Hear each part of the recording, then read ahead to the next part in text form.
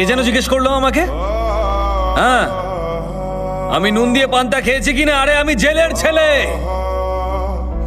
আমার নিঃশ্বাসে প্রশ্বাসে নুন রয়েছে।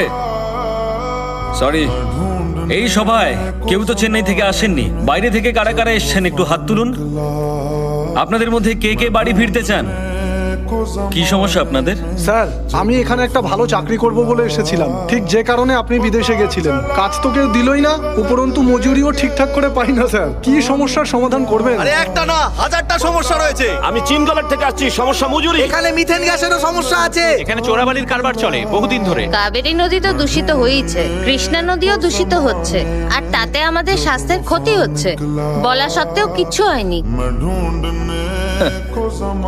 32টা জেলার 32 রকমের সমস্যা।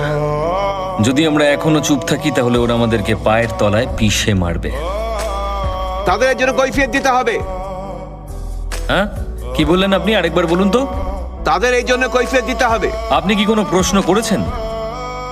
প্রশ্ন না করলে উত্তর দেবে কেন? প্রত্যেককে পেন আর পেপার দাও আর সবাইকে সবার সমস্যা লিখতে বলো। Okay sir. আপনারা প্রশ্নগুলো লিখে দিন। সিএম কে আমি প্রশ্ন করব। আপনাদের সমস্যার সমাধান করতে হলে আপনাদেরকে সমস্যাগুলো আমাকে লিখে জানাতে হবে। আজই, এখনই আমি যাব ওদের কাছে। স্যার স্যার স্যার, একটা কথা ছিল। আজকে মুখ্যমন্ত্রী একটা জনসভা আয়োজন করেছেন, আমার মনে হয় ওখানে গেলে ভালো হবে। আমি আপনাদের হয়ে সমস্ত সমস্যার জন্য ওদের কাছে যাব। স্যার, আমরা আপনার সঙ্গে আছি, স্যার, আমরাও যাবো আপনার সঙ্গে।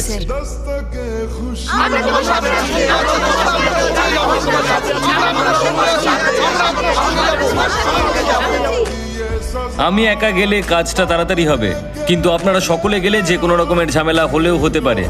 তাই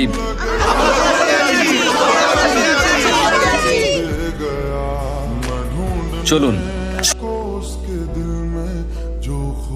দাদা শুনছো, সুন্দর নাকি লোকজন নিয়ে আমাদের এই মিটিং এর দিকে আসছে। তাই নাকি? আসতে দে। আরো শুনলাম বাইক নিয়ে আসছে নাকি ওরা। দেখুন, উল্টো পাল্টা কথা অনেকে অনেক কিছুই বলতে পারে, কিন্তু কাজের সময় বোঝা যায় কে আসল লোক। কিরে, তুই কি আমাদের দলে যোগ দিতে চাইছিস? আমরা যদি তোকে দলে না নিই তখন কি করবি? দলে যোগ দিতে আসেনি, প্রশ্ন করতে এসেছে।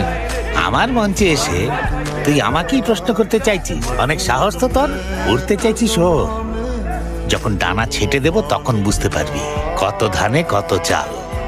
আমি যদি একটা ইশারা করি না, এরা তোকে টুকরো টুকরো করে কেটে ফেলবে।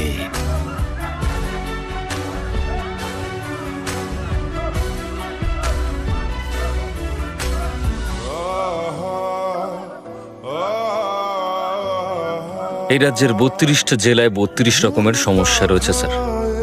রাজ্যের জনগণ প্রচন্ড কষ্ট পাচ্ছেন। আপনি যদি এই ইলেকশনে জিততে চান তাহলে মাইকে গিয়ে প্রতিশ্রুতি দিন, আমি আমার নমিনেশন উইথড্র করে নেব। সিম্পল। তুই যে স্কুলে পড়েছিস না, তার হেডমাস্টার ছিলাম আমি, আর তুই আমাকেই শেখাতে এসেছিস। আমি ভীষণ ভয় পেয়ে গেছি রে। চল বাড়ি চলে যাই।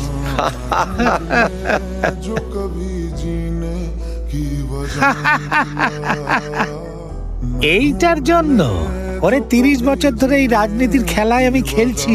নির্বাচনের সময় কি করতে হয় সেটা আমি জানি। এই রকম প্রতিশ্রুতি আমি প্রতিবারই দিয়ে থাকি।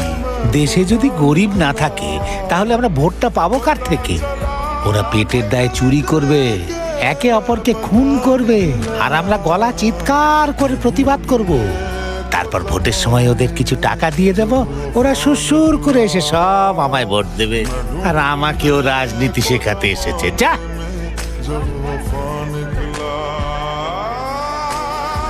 না, আপনি বোধহয় একটু ভুল করছেন না। ওরা নিজেদের খিদে আর কষ্টটাকে সহ্য করতে পারে, কিন্তু আপনি যদি ওদেরকে কুকুর মনে করেন না, তাহলে কি হবে জানেন? কেটে পিস পিস করে দেবে।